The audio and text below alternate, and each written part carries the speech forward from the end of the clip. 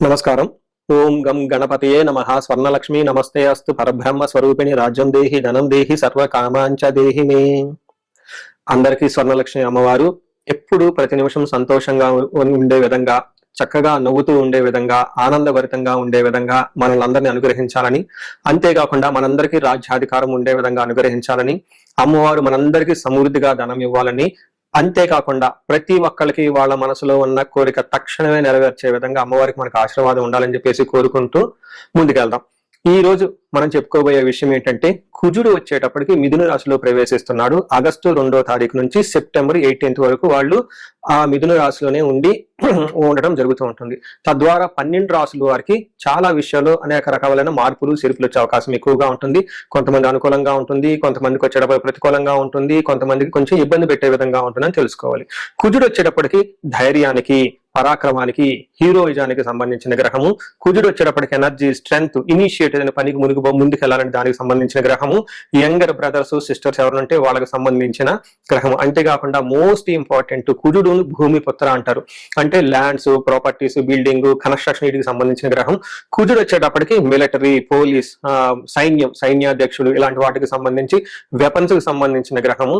అలాగే కాకుండా కుజుడు వచ్చేటప్పటికి fire, heat, engineering, technology, force ని అప్లై చేసే ఇట్లాంటి పనులన్నిటి కూడా కుజుడికి సంబంధించిన గ్రహం. ఇలాంటి కుజుడు మిథున రాశిలో 45 రోజులు సుమారు ఉండటం వల్ల మిగతా 12 రాశుల వారికి ఎలా ఉందో మనం చూద్దాం.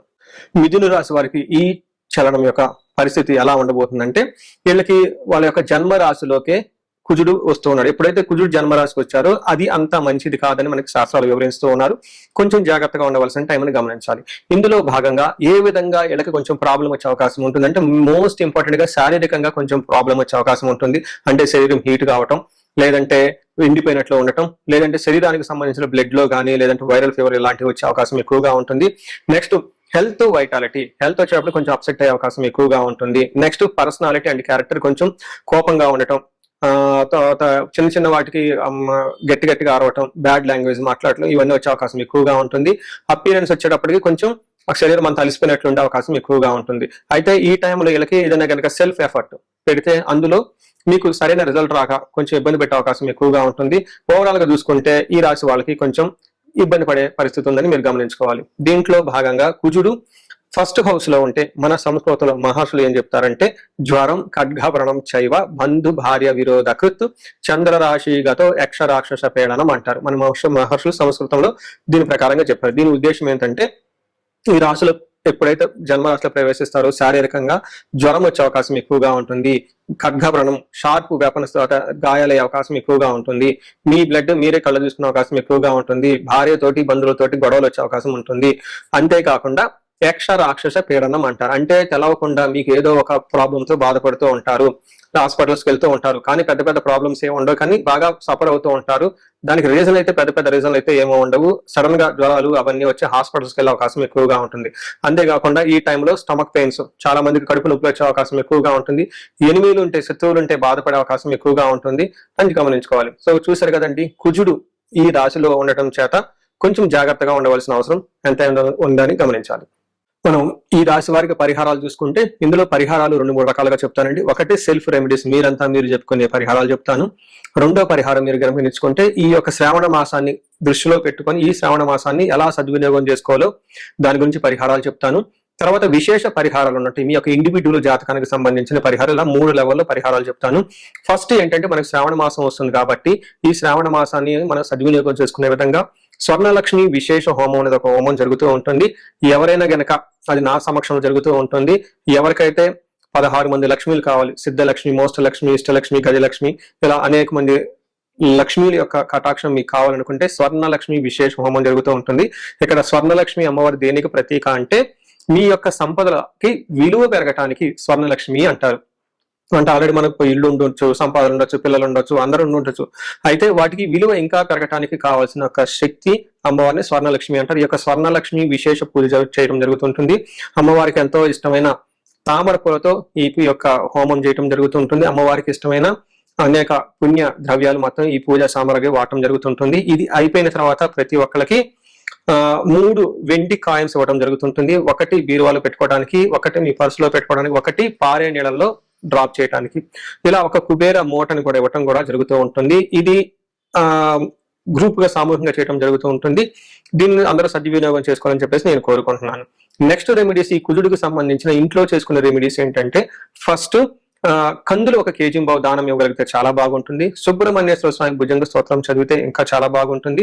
ఎవరైనా గనక ఇంకా ఆంజనేయ స్వామి గుడికి వెళ్ళి మంగళవారం గనక ఆకు పూజతో గనక పూజ చేయించగలిగితే ఇంకా బాగుంటుంది. ఇవి సెల్ఫ్ రెమెడీస్ అని చెప్పుకోవచ్చు.